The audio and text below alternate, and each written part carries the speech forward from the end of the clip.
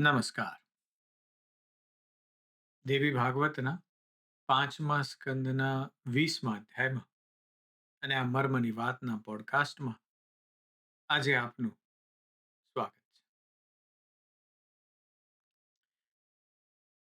અત્યાર સુધી આપણે યુદ્ધની ભયાનક ગર્જનાઓ, શસ્ત્રોના અવાજ અને અહંકારનું મોટું પતન જોયું. પણ આજે આપણે એ જાણવાના છીએ કે યુદ્ધ પછીની શાંતિ કેવી હોય છે. આજે આપણે દેવીના એ પરમ કલ્યાણકારી સ્વરૂપને માણવું છે. શું તમે ક્યારેય વિચાર્યું છે કે જ્યારે આપણા મનનો, આપણા અહંકારનો, આપણી અંદરના મહિષાસુરનો સંપૂર્ણ નાશ થઈ જાય છે, ત્યારે આપણી અંદર કેવી શાંતિ છવાય છે? શું તમે જાણો છો કે આપણા શાસ્ત્રોમાં જે રામ રાજ્ય યુટોપિયાની વાત થઈ છે, એ ખરેખર કેવું હોય? આજે આપણે દેવીના અદૃશ્ય થયા પછી પૃથ્વી પર છવાયેલી એ દિવ્ય સુવર્ણ યુગની સુગંધને મહેસૂસ કરવી છે. એ આજનો જે આ એન્ઝાયટી, જે સ્ટ્રેસથી ભરેલો જે યુગ છે, એમાં એ મનનની, એ ચિંતનની બહુ જ જરૂર છે. ગયા અધ્યાયમાં આપણે ખૂબ ગૂઢ ફિલોસોફીની વાત કરી કે મહિષાસુરના વધ પછી ઇન્દ્ર, બ્રહ્મા, વિષ્ણુ સહિત, રુદ્ર સહિત તમામ દેવતાઓએ દેવીની એક અદ્ભુત સ્તુતિ કરી અને એમની એ ગહન સ્તુતિમાં દેવતાઓએ સ્વીકાર્યું કે બ્રહ્મા, વિષ્ણુ અને મહેશ પણ દેવીની શક્તિ વિના કશું જ નથી. દેવીના પ્રેમ અને કરુણાએ જ મહિષાસુરનો વધ કરી તેને નરકની યાતનાઓમાંથી બચાવ્યો છે. માનો પ્રેમ છે. આપણે એ પણ વાત કરી કે ભગવાનની સાથે, દેવીની સાથે જો એની પૂજા કરવી હોય તો પરમ સંપૂર્ણ નિષ્ઠાથી પૂજા કરો. દેવી એ પણ કહે છે કે જો તમે ધૃણા કરશો ને પણ 100% કરો,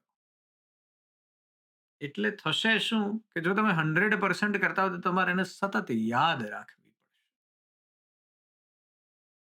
એ સતત યાદ રાખશો એટલે આપણે પેલા મુંડકની વાત કરી, આપણે વાત કરી એ શ્લોકની, બે પક્ષીઓ છે અને બેઠા છે અને એક પક્ષી સાવ હેડોનિસ્ટ થઈ ગયું છે, વાસનામય થઈ ગયું છે, અને બીજું એ પરમાત્મા તત્વવાળું પક્ષી ત્યાં બેઠું બેઠું સાક્ષી ભાવે જોયા કરે છે. અને એટલે આપણે વાત એ છે કે આપણે આપણી અંદર રહેલા જીવાત્માનું જે પક્ષી છે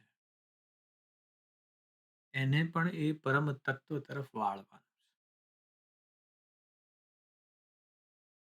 અને એ આપણે જ કરી શકીએ એમ છીએ. દેવીએ દેવતાઓને આશ્વાસન પણ આપ્યું છે. કહ્યું કે જ્યારે પણ સંકટ આવશે ને ત્યારે મને યાદ કરજો ને હું પ્રગટ થઈશ. અને દેવી પછી ત્યાંથી અંતર ધ્યાન થઈ ગયા છે. અને પછી પૃથ્વી પર શું થયું? આજના અધ્યાયમાં એના વિશેની વાત કરવી છે. રાજા જન્મેજય વ્યાસ મુનિને અત્યંત આતુરતાથી પૂછે છે. અને પૂછે છે કે હે મુનિવર, દેવીના અદ્ભુત ચરિત્રને જે સાંભળ્યું છે મેં તમારી પાસેથી, મને તો તૃપ્તિ જ નથી થતી. અને દેવી અદ્રશ્ય થઈને ક્યાં ગયા? શું સ્વર્ગમાં ગયા? વૈકુંઠમાં ગયા? કે મેરુ પર્વત પર ગયા. જન્મેજયની અંદર આધ્યાત્મનો એ અગ્નિ જાગી ઉઠ્યો છે. ક્યુરિયોસિટી, જિજ્ઞાસા પણ એટલી જ છે. એટલે વ્યાસ મુનિ સ્મિત કરીને જવાબ આપે છે. કહે છે કે હે રાજન, દેવી આ તમામ લોકોથી પર એવા મણિદ્વીપમાં ગયા. ન સ્વર્ગમાં, ન વૈકુંઠમાં, ન મેરુ પર્વત પર. પણ દેવી ગયા છે એમના પોતાના દ્વીપ પર, મણિદ્વીપ જેનું નામ છે. અને આ મણિદ્વીપ અમૃતના સાગરની મધ્યમાં આવેલું છે. આપણે જ્યારે વિચારીએ આજના ફિઝિક્સમાં, આજનું જે ભૌતિક શાસ્ત્ર છે એમાં વાત બિગ બેંગ થિયરીની છે. એક એવી જગ્યા છે, સેન્ટર ઓફ ધ યુનિવર્સ, આખા બ્રહ્માંડનું એક સેન્ટર છે. અને ત્યાંથી એકદમ જ એ ફાટ્યું, અને ફાટીને એ જે બન્યું છે એ આજનું બ્રહ્માંડ છે. અને હજી વિકસી રહ્યું છે. અને એનું જે સેન્ટર છે, તમામ લોકોથી પર એવું વ્યાસજી કહે છે, એ સેન્ટર જે છે યુનિવર્સનું, એ મણિદ્વીપ છે. અને દેવી ત્યાં ગયા છે. અમૃતના સાગરની મધ્યમાં આવેલું છે. એ દેવીનું સનાતન ક્રીડા સ્થાન છે. ત્યાં તેઓ નિરંતર વિહાર કરે છે. આપણે આગળના એક અધ્યાયમાં વાત કરી હતી કે બ્રહ્મા, વિષ્ણુ અને શિવને થયું કે આપણે ક્યાંથી આવ્યા છીએ. અને ત્યારે દેવીના વિમાનમાં એ મણિદ્વીપ દેવી એમને લઈ જાય છે. અને જ્યારે મણિદ્વીપમાં બ્રહ્મા, વિષ્ણુ અને મહેશ એન્ટ્રી કરે છે, જેવા પહોંચે છે કે તરત જ સ્ત્રી રૂપ બની જાય છે. 10,000 વર્ષ સુધી ત્યાં મણિદ્વીપમાં એ રહે છે, દેવીના ચરણોમાં. અને જ્યારે મણિદ્વીપને છોડીને પછી પાછા વિમાનમાં બેસી અને આવે છે, ત્યારે જોવે છે કે કેટલાય બ્રહ્માંડો છે, કેટલાય શિવ છે, કેટલાય વિષ્ણુ છે, કેટલાય રુદ્ર છે, કેટલાય બ્રહ્માજી છે. અને બધે જોવે છે એ આપણે જે મલ્ટીવર્સની જે આજના ફિઝિક્સમાં કલ્પના છે, કે આપણી આ જે ગેલેક્સી છે, આપણે જેમાં રહીએ છીએ, જેનું નામ છે મિલ્કી વે, એમાંય 2 ખરબ તારા છે. એ 2 ખરબ તારાની આસપાસ કેટલાય ભમતા પ્લેનેટ્સ છે. જેમ સૂર્યની આસપાસ પૃથ્વી ભમે છે તેમ. એવી તો બીજી 2 ખરબ ગેલેક્સી છે. એટલે કેટલા બધા શક્યતાઓ છે જીવને ઉત્પન્ન થવાની આ બ્રહ્માંડમાં. અને એ વાત કરે છે કે જ્યારે મણિદ્વીપ જઈ રહ્યા છે અને પાછા આવી રહ્યા છે, ત્યારે શિવ, વિષ્ણુ અને બ્રહ્માને અનેક શિવ, વિષ્ણુ અને બ્રહ્મા દેખાય છે. કારણ કે અનેક જગ્યાએ લાઈફ છે. આપણે નથી જોઈ શકતા. કારણ કે આપણે કુંઠિત છીએ. અને એ પાછા પૃથ્વી પર આવીને એમણે પોતાની રીતે સર્જન અને વિનાશની પ્રક્રિયા ચાલુ રાખી છે. અને આ મણિદ્વીપની જે વાર્તા છે, મણિદ્વીપની જે જે કોન્સેપ્ટ છે, ખૂબ પાવરફુલ છે. બૌદ્ધ ધર્મમાં એને સુખાવતી એટલે કે પ્યોર લેન્ડ ઓફ બ્લિસ કીધું છે. ઇસ્લામમાં પણ એવો જ આઈડિયા છે, જન્નત ઉલ ફિરદોસ, હાઈએસ્ટ પેરેડાઇઝ. ખબર જ નથી પણ છે. આ મણિદ્વીપ એક એવું પરમ ધામ છે. એ કોઈ ભૌતિક સ્થળ નથી. જો એને ભૌતિક સ્થળ તરીકે માનીએ તો આપણે આપણી પોતાની કુંઠિત શક્તિથી એને જોઈશું. પણ દેવી તો શુદ્ધ ચેતના છે, પ્યોર કોન્શિયસનેસ. અને મણિદ્વીપ જે છે એ શુદ્ધ ચેતનાનું સરનામું છે. એટલે એને એક ભૌતિક સ્થળ તરીકે સમજવું ને, એ આપણી પોતાની કુંઠિત દ્રષ્ટિ છે. ચેતનાનું સંગ્રહ સ્થાન છે. અને જ્યારે આપણું મન સંપૂર્ણપણે શાંત હોય ને, વિચારો બંધ હોય, માત્ર આપણે એની સાથે જોડાયેલા હોઈએ, ત્યારે આપણે પણ આપણી અંદરનું એ મણિદ્વીપ છે ને ત્યાં પહોંચી જઈએ છીએ. અને ત્યાં જાઓ ને એટલે એક એવી અકલ્પ ચેતના પ્રગટે આપણી અંદર. અને જે લોકોની અંદર પ્રગટે છે બીજાને કહી શકતા નથી, કારણ કે સમજાવવું જ શક્ય નથી. એટલે પછી દેવી અંતર્ધાન થયા છે. અને દેવતાઓએ અયોધ્યાના શક્તિશાળી રાજા શત્રુઘ્નને મહિષાસુરના સિંહાસન પર બેઠાડી દીધો અને પોતપોતાના સ્થાને બધા દેવતાઓ ચાલ્યા ગયા. અને પછી પૃથ્વી પર એક એવો યુગ શરૂ થયો કે જેને આપણે રામ રાજ્ય, પરફેક્ટ દુનિયા જેને કહીએ ને, યુટોપિયા, એવો યુગ શરૂ થયો છે. વ્યાસજી એનું વર્ણન કરે છે કે પૃથ્વી પર ધર્મ રાજ્ય સ્થપાયું છે. સમયસર વરસાદ થવા લાગ્યો છે. નદીઓ નિર્મળ અને શીતળ જળથી વહેવા લાગી છે. વૃક્ષો ફળો અને ફૂલોથી લચી પડ્યા છે. ગાયો મનુષ્યોની મનોકામનાઓ પૂર્ણ કરવા લાગી છે. કોઈ કોઈની સાથે વિરોધ નથી કરી રહ્યું. બધા સુખેથી રહી રહ્યા છે. બ્રાહ્મણો વેદ અને યજ્ઞમાં રત થયા છે. ક્ષત્રિયો પ્રજાના પાલનમાં અને ન્યાયમાં લાગ્યા છે. વૈશ્યો નિષ્ઠાપૂર્વક વ્યાપાર અને ગોપાલન કરવા લાગ્યા છે. અને શુદ્રો સેવા ભાવથી જીવવા લાગ્યા છે. વ્યાસજી કહે છે કે સમાજમાં કોઈ ચોર, પાખંડી, ઢોંગી કે વ્યભિચારી રહ્યો નથી. આ વર્ણન આપણે જાણે સાંભળીએ ને ત્યારે આપણને પ્લેટો જે હતા, ગ્રીક ફિલોસોફર, એમણે એક પુસ્તક લખ્યું છે, નામ છે ધ રિપબ્લિક, એની યાદ આવે. પ્લેટોએ એક આ એક આદર્શ સમાજની કલ્પના કરી છે. બાઇબલમાં પણ એવો એક સમાજ છે, એનું નામ છે ગાર્ડન ઓફ ઈડન. આ સુવર્ણ યુગ એ માત્ર બહારની દુનિયાનું ચિત્ર નથી, પણ આ આપણા મનની અવસ્થાનું ચિત્ર છે. જ્યારે આપણી અંદરનો મહિષાસુર, એટલે કે આપણો અહંકાર, આપણું સ્ટ્રેસ, આપણો લોભ, ક્રોધ એ બધું મરી જાય ને, ત્યારે આપણા મનમાં પણ આવું જ ધર્મરાજ્ય સ્થપાય છે. આપણી અંદરની નદીઓ, એટલે કે લાગણીઓ જે છે ને, લાગણીની નદીઓ ચાલતી હોય નિર્મળ બને. અને આપણા વિચારો છે ને, જે વૃક્ષો છે, એ મીઠા ફળ આપવા માંડે.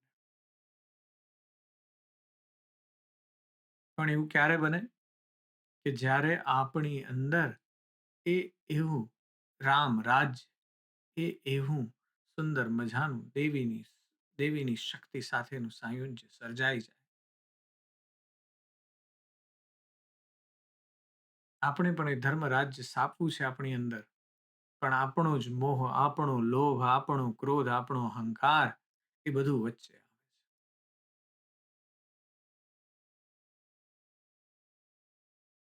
એટલે વ્યાસજી ત્યાં એક બહુ પ્રેક્ટિકલ અને એક સુંદર સાયકોલોજીકલ વાત કરે છે. વ્યાસજી કહે છે કે સમાજમાં ભલે શાંતિ હતી, પણ માણસનો સ્વભાવ તો ત્રિગુણી હતો. અને બ્રાહ્મણોનું ઉદાહરણ આપીને વ્યાસજી સમજાવે છે કે જે સાત્વિક હતા બ્રાહ્મણો,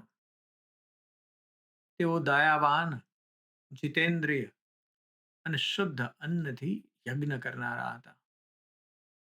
ક્યારેય માંસ નહોતા ખાતા. જે રાજસિક હતા, તેઓ વિદ્વતા ધરાવતા, રાજાઓના પુરોહિત બનતા, પણ વિધિ પ્રમાણે માંસભક્ષી હતા. અને ષટકર્મોમાં લાગેલા રહેતા. અને જે તામસિક હતા તેઓ રાગી, દ્વેષી, ક્રોધી હતા અને રાજાઓના કામે રચ્યા પચ્યા રહેતા. એટલે વેદ કે પુરાણ છે ને, એ કોઈ ફેરી ટેલ ખાલી વાર્તાઓ નથી બનાવી રહ્યા, પણ એમાં રિયાલિટી એટલે કે આજનો જમાનો છે ને એનો સ્વીકાર પણ છે. આજના જમાનામાં પણ આપણે ત્રણ પ્રકારના લોકો જોઈએ છે. આ સાત્વિક લોકો જે છે એ પોતાના કામથી કામ રાખે છે, ધ્યાન યોગ કરે છે. રાજસિક લોકો છે એ એમ્બિશિયસ છે, કોર્પોરેટની જોબ કરે છે, પૈસા કમાય છે અને પોતાના પર વાપરે પણ છે. અને તામસિક લોકો છે એ એવા છે કે જે આળસુ છે, ગોસિપ કર્યા કરે છે, આખા સમાજમાં ઉગ્રતા, હેટ ફેલાવે છે. વ્યાસજી કહે છે કે મહિષાસુરના મરણ પછી આ ત્રણેય ગુણો છે ને બેલેન્સમાં આવી. ક્રોધ અને દ્વેષ ઘટી ગયો, સમજણ વધી છે, ચેતના વધી છે. અને એટલે રામ રાજ્ય જેવું સુંદર સમાજની સ્થાપના થઈ છે. પણ એની સાથે વ્યાસ મુનિ એક બહુ કડવી અને સત્ય વાત કહે છે. જન્મે જઈને કહે છે કે હે રાજા, એ લોકો કે જે લોકો ભારત વર્ષમાં મનુષ્યનો દેહ પામ્યા છતાં દેવીની આરાધના કરતા નથી, તેઓ ધન અને ધાન્ય વગરના, રોગી અને સંતાનહીન થાય છે. તેઓ આખી જિંદગી માત્ર ધસારડા કરે છે, એટલે કે ભાર વહન કરનારા દાસ બને છે અને તેમને પેટ પૂરતું પણ મળતું નથી. અને આ વાતને આપણે આધુનિક પરિપ્રેક્ષ્યમાં સમજીએ કે આ દેવીની આરાધના એટલે શું? દેવીની આરાધના એટલે પોતાની અંદર રહેલી જે ઉર્જા છે ને એનું સન્માન કરવું. જે માણસ, જે વ્યક્તિ પોતાની અંદરની શાંતિ, કરુણા અને શક્તિ સાથે કનેક્ટેડ નથી, તે માણસ આજની જે રેટ રેસ છે ને, ઉંદર દોડ, એમાં બર્નઆઉટ થઈ જાય છે. એ આ વ્યક્તિ છે ને આખી જિંદગી 9 થી 5ની નોકરીમાં ઢસરડા કરે છે, પણ અંદરથી તો ખાલી જ રહે છે. બીજી બાજુ વ્યાસજી કહે છે કે જે લોકો સુંદર, ઐશ્વર્યવાન અને સુખી દેખાય છે ને, એ એવા લોકો છે કે જેમણે પૂર્વજન્મમાં દેવીની પુષ્પોથી પૂજા કરી હશે. આનો અર્થ એ છે કે આ વ્યક્તિમાં ગ્રેટિટ્યુડ છે, એટલે કે કૃતજ્ઞતા છે. જે લોકો પોતાના અસ્તિત્વ પ્રત્યે કૃતજ્ઞ છે કે મને આ મળ્યું છે ને, આ જીવ એ એટલા માટે મળ્યો છે કે જેથી હું એ પરમાત્મા સાથે જોડાઈ જાઉં, એ જ સાચા અર્થમાં ધનવાન છે. અને એટલે વ્યાસજી કહે છે કે પૃથ્વી પર કોઈને ઇતિઓ, ઇતિ એટલે વધારે બધું, અતિવૃષ્ટિ, અનાવૃષ્ટિ, તીડનો હુમલો કે ઉંદરનો હુમલો કે કુદરતી આપત્તિઓ સતાવતી નથી. એવો વ્યક્તિ છે, સમભાવ છે. અને આ એવા રચના બની હતી, વ્યાસજી કહે છે કે દેવીના ગયા પછી, કે જ્યાં કોઈ અકાળે મૃત્યુ પામતું. તમામ મનુષ્યો એ ચંડિકાની ચરણ કમળની સેવામાં લાગી ગયા અને જગતમાં એક પરમ સુખ છવાઈ ગયું.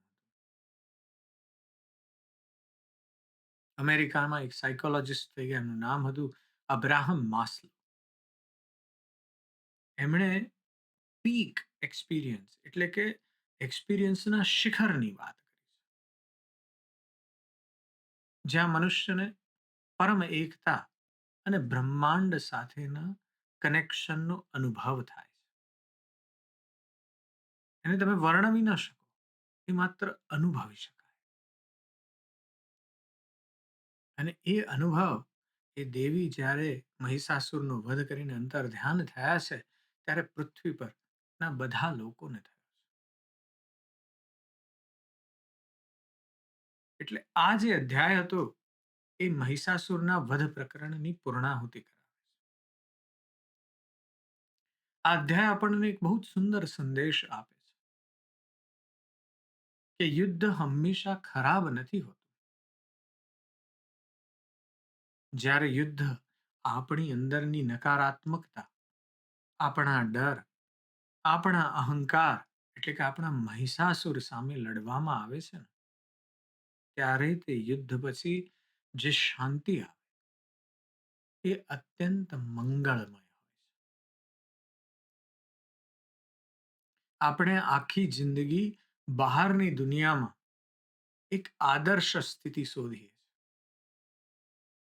જો એક આ ઘર થોડું મોટું થઈ જાય ને તો સારું. આ નવી ગાડી આવી જાય ને તો સારું. આપણે સારા લીડર્સ, સારા બોસ, સારા પાર્ટનર, સારા પોલિટિશિયન, બધું સારું શોધવાનો સતત પ્રયત્ન કરીએ છીએ. પણ સાચું ધર્મ રાજ્ય ત્યારે જ સ્થપાય છે જ્યારે આપણે આપણી અંદરની શક્તિ એટલે કે દેવી સાથે એક થઈ જાય. એ જાગૃત થઈ જાય એટલે આપણે સારા બની જઈએ. બહુ મહત્વની વાત છે કે આપણે આપણા અહંકાર પર કાબુ લાવી દઈએ, પછી આપણા મનમાં પણ અયોધ્યા જેવું ધર્મ રાજ્ય સ્થપાશે અને આપણે પણ એ મણિદ્વીપમાં વિહાર કરી શકીશું. મહિષાસુરની કથા અહીંયા આપણે પૂર્ણ કરી છે અને હવે દેવી ભાગવતની કથાને આગળ ચલાવી છે. પણ આજે બસ આટલું જ. મર્મ સાથે તમારો સંબંધ જાળવી રાખજો. હું તમારી અંદર બેઠેલા તે પરમ તત્વને પ્રણામ કરું છું. નમસ્કાર.